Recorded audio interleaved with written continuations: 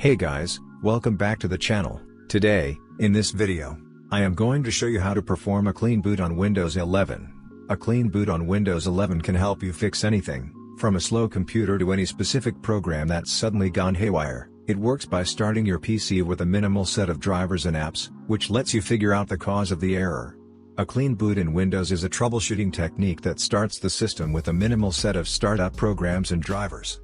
It helps you figure out whether an additional program is the cause of this problem, or if it's due to issues within the system files. The primary rationale behind a clean boot is simple: if the problem persists even after you've booted your Windows 11 into a clean boot environment, then the problem lies somewhere else on your PC. However, if you face no trouble during a clean boot run, then an app is most likely causing the bug. So without further ado, let's begin.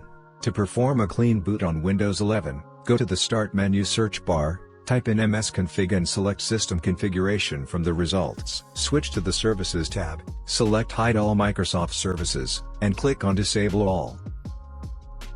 Now you have to launch the Task Manager. Here's how you can do that. In System Configuration, go to the Startup tab and select Open Task Manager. Now, one by one, disable each app under the Startup tab.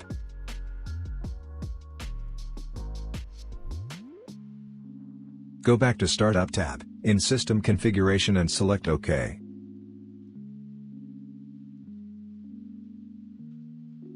On your next restart, Windows will be launched in a clean boot environment.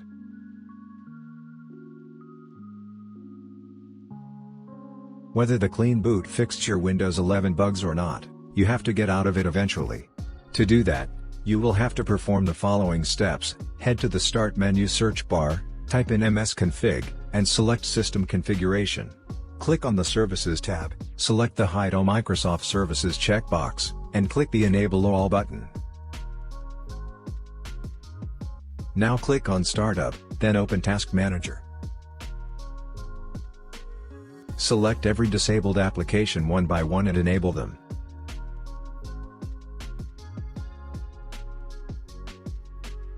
Close the window, select Apply, and then click OK. That's it. Now, do a quick reboot, and your Windows 11 will boot normally from here on.